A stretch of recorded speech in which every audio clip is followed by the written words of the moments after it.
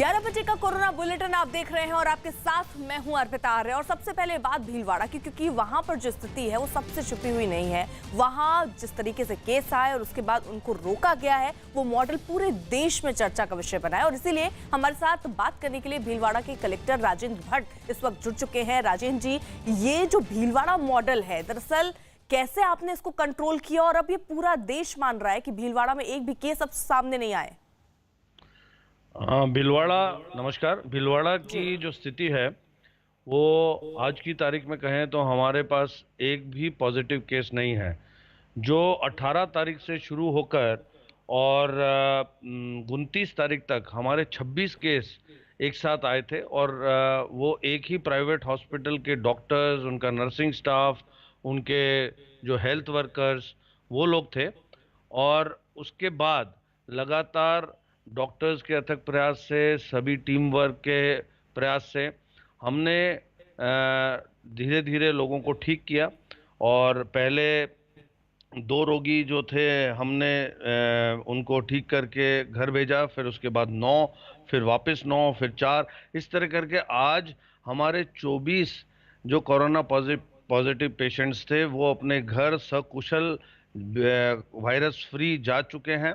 और जो 2 पेशेंट्स अभी पॉजिटिव हैं उनके 2 टेस्ट लगातार नेगेटिव आ गए हैं और एक व्यक्ति का तो तीसरा टेस्ट की रिपोर्ट आज आ जाएगी, तो आज हम उसको घर के लिए रवाना करेंगे। तो और जो लास्ट मरीज है वो भी 2 रिपोर्ट्स उसकी नेगेटिव आ चुकी है। इसलिए भीलवाड़ा में आज की तारीख में कोई भी केस पॉजिटिव नहीं है। 8 तारीख के बाद हमें कोई नया केस प्राप्त भी नहीं हुआ है। हम 22 तारीख का इंतज़ार कर रहे हैं कि 22 तारीख को हमारे 14 दिन हो जाएंगे तो हम रेड जोन से ऑरेंज जोन में चले जाएंगे। और यदि 6 मई तक अगर हमारे और कोई नया केस नहीं आता तो Bhilwara will be the first district to जो रेड जोन से ग्रीन जोन में चला जाएगा और सभी एक्टिविटीज़ सभी लोगों के लिए खुल जाएगी। लोगों ने प्रशासन का, राज्य सरकार के आदेशों का पूरा सम्मान किया है।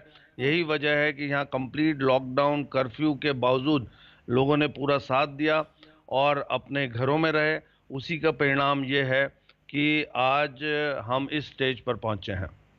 राजेंद्र जी, ये बहुत अच्छी बात है, क्योंकि बिना लोगों के साथ के तो कुछ मुमकिन नहीं है। लेकिन कई लोग तो वहां पर भी ऐसे होंगे जो लॉकडाउन का पालन नहीं कर रहे होंगे, घरों से निकलने की कोशिश कर रहे होंगे। आज जब पूरे देश में लॉकडाउन की स्थिति है, कई जगहों पर कर्फ्यू लगा दिए गए हैं, हॉटस्पॉट क्रिएट किए गए हैं, ऐसे में जो लोग घरों से निकल रहे हैं, आपने किस तरीके से कदम उठाया कि इसको, कर्फ्यू को बहुत अच्छी तरीके से लागू करवा पाए, लोगों को समझा पाए कि वो घर पर ही रहें, और जो लोग निकल रहे हैं उनके साथ आपने क्या कदम उठाए थे कि वो लोग घर से ना निकले? देखिए, भीलवाड़ा मॉडल या भीलवाड़ा स्ट्रैटेजी जो कहलाई जाती है वो रूथलेस कंटेनमेंट मॉडल है। तो पहले लोगों को, जब आप पहले ही दिन, उनको पता नहीं है, एकदम 2 पेशेंट आ जाते हैं 18 तारीख को, 19 तारीख को जैसे ही पेशेंट्स आना चालू होते हैं उस दिन 144 लग जाती है, कर्फ्यू लगा दिया जाता है, रेल, बसेस, सब आवागम, निजी निजी वाहनों का प्रयोग बंद कर दिया जाता है, सारी दुकानें बंद कर दी जाती हैं लोगों को घर में। तो लोगों को एकदम लगता है कि ऐसा क्या हो गया।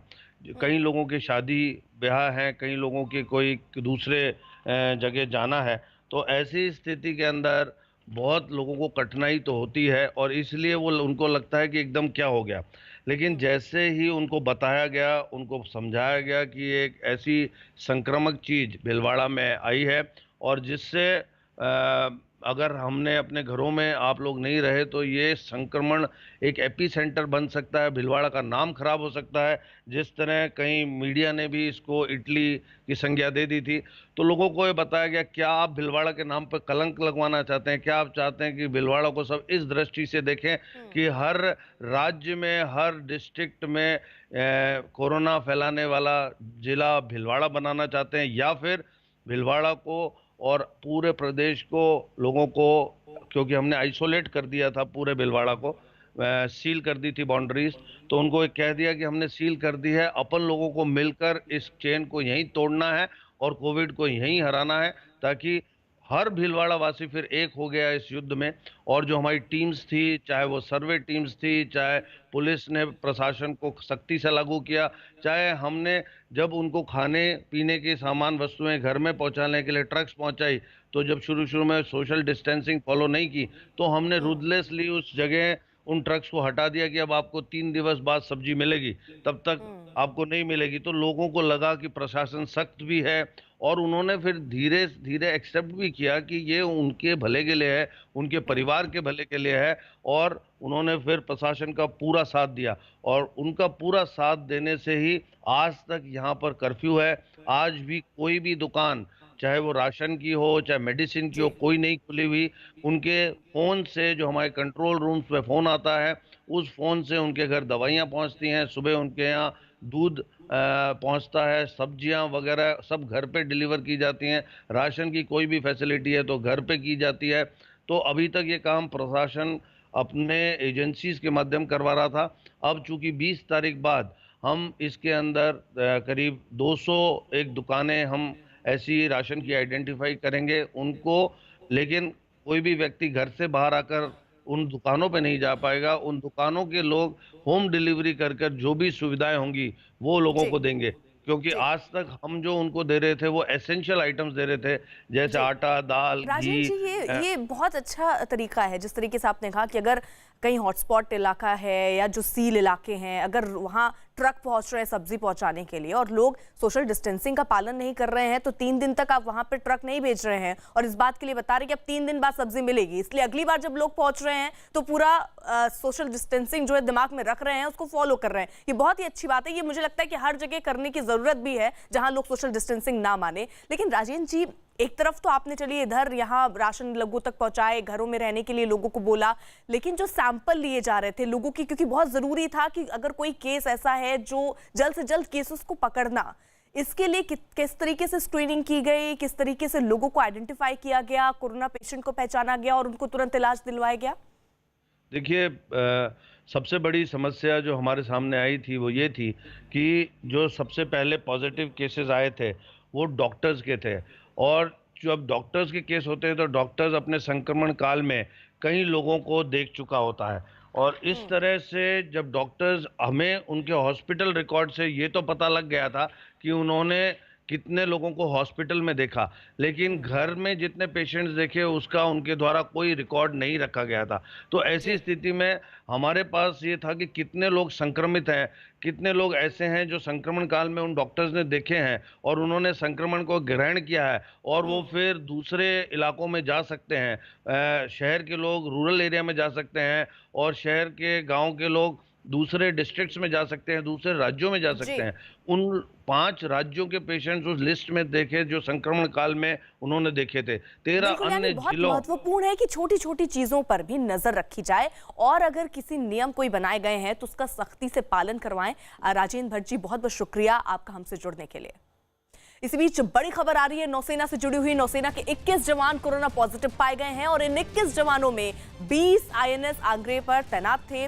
आईएनएस आंग्रे नौसेना की बैरक है जहां जवान रहते हैं। जानकारी के मुताबिक 7 अप्रैल को एक नौसैनिक कोरोना पॉजिटिव पाया गया था, जिसके बाद उसके संपर्क में आने वाले कई नौसैनिक की जांच कार्रवाई की गई, जिसमें करीब 20 कोरोना पॉजिटिव पाए गए। बताया जा रहा है कि कोरोना की चपेट में आए सभी नौसैनिक एक ही ब्लॉक में रहते हैं। 21 जवानों में कोरोना की पुष्टि होने के बाद पूरे ब्लॉक को क्वारंटीन कर दिया गया है। साथ ही आईएनएस आंग्रे की पूरी बैरक को लॉकडाउन कर दिया गया है। नौसेना के मुताबिक उसके किसी भी जंगी जहाज और पनडुब्बी में कोरोना का कोई प्रभाव नहीं है।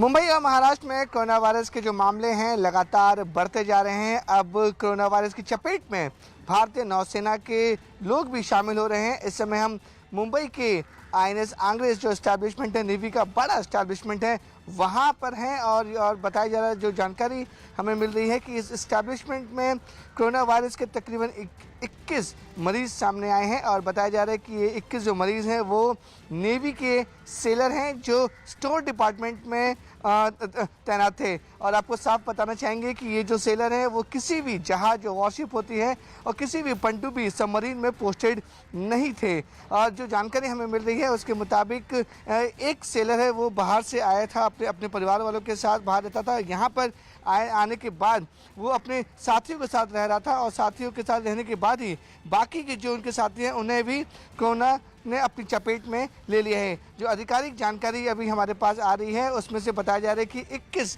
लोगों को कोरोना पॉजिटिव पाया गया है और जो उनके साथ रहते थे उन्हें क्वारंटाइन कर दिया गया है। और नेवी का जो अस्पताल है INS अश्वनी वहाँ पर क्वारंटाइन किया गया है और जिन 21 लोगों को कोरोना पॉजिटिव है उनका इलाज भी वहीं पर चल रहा है। यानी कि जिस तरीके से जो कोरोना वायरस है लगातार फैलता जा रहा है उस पर अब नेवी के लोग भी चपेट में आते जा रहे हैं और नेवी का साफ तौर पर कहना है कि अपनी हर संभव कोशिश कर रहे हैं कि जो कोरोना वायरस है उनके इस्टेब्लिशमेंट तक ना पहुंचे और जो लोग पॉजिटिव पाए गए हैं उनका अच्छे से अच्छे इलाज किया जा रहा है। मुंबई से कैमरामैन विक्रम सावंत के साथ विवेक गुप्ता, न्यूज़ 18 इंडिया। तो नौसेना के 21 जवान जो हैं वो कोरोना पॉजिटिव पाए गए हैं और इन 21 जवानों में 20 जो हैं वो INS आंग्रे पर तैनात थे।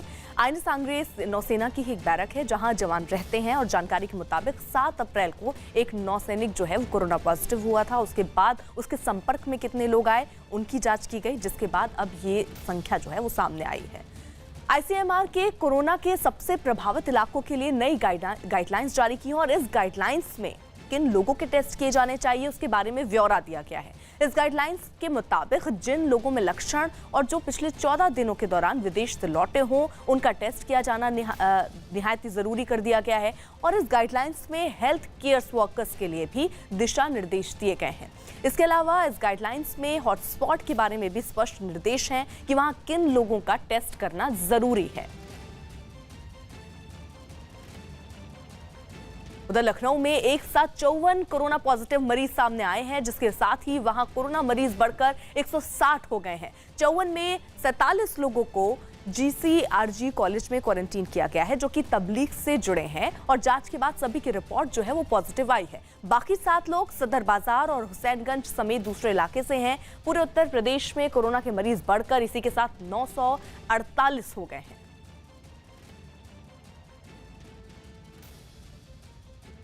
पुणे के ससून अस्पताल में कोरोना पॉजिटिव मरीजों का इलाज करते करते वहां के एक डॉक्टर भी कोरोना पॉजिटिव पाए गए हैं। उसके बाद उसी डॉक्टर के पूरे परिवार को कोरोना हो गया। डॉक्टर समेत उसके पूरे परिवार में 7 लोगों को कोरोना पॉजिटिव पाया गया है। पूरे परिवार को अस्पताल में भर्ती किया गया। महाराष्ट्र में शुक्रवार को कोरोना के 118 नए केस सामने आए और इसे मिलाकर कोरोना के 3,320 मरीज हो गए हैं। महाराष्ट्र में शुक्रवार को कोरोना से 7 मौत हुई।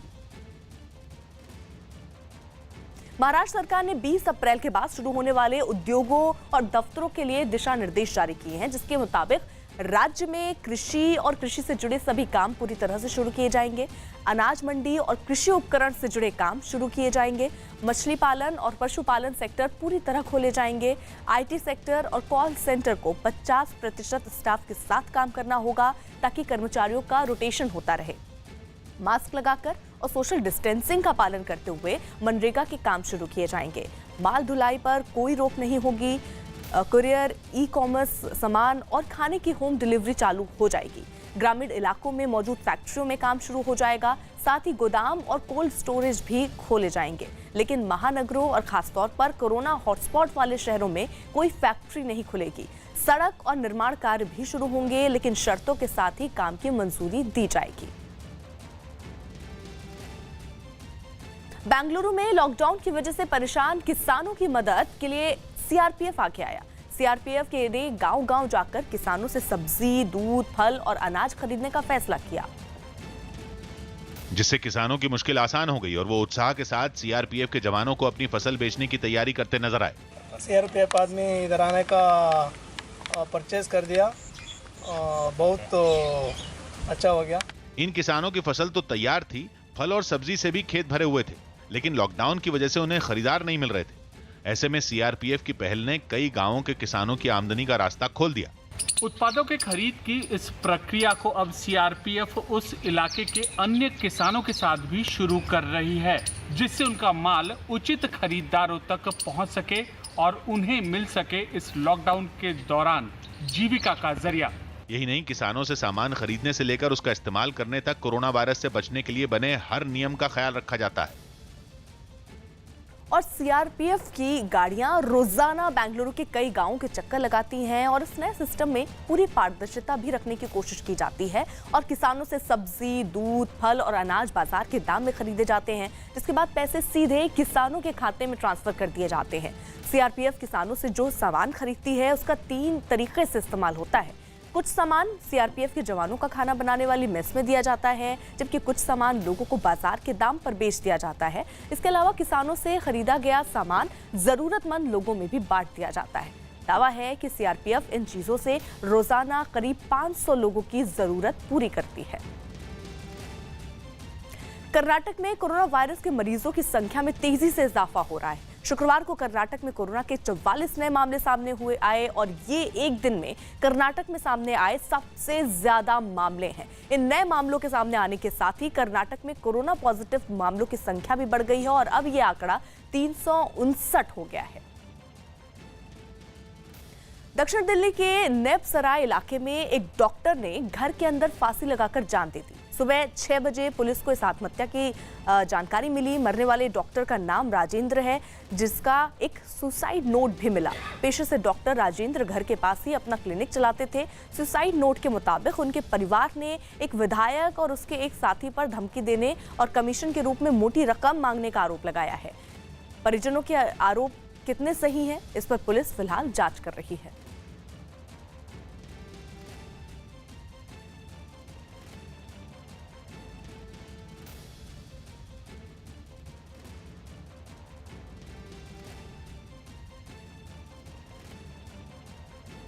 यूपी के हरदोई में लॉकडाउन के दौरान 8 लोगों को मस्जिद में नमाज पढ़ने के आरोप में गिरफ्तार किया गया। ये लोग सोशल डिस्टेंसिंग भूलकर जुम्मे की नमाज के लिए इकट्ठा हुए। पुलिस को जैसे ही पता चला, उन्होंने छापेमारी कर इन लोगों को गिरफ्तार कर लिया। बताया जा रहा है कि कई लोग भाग गए, जिन्हें पकड़ने के लिए भी पुलिस ने तलाशी अभियान शुरू किया है। जहां देश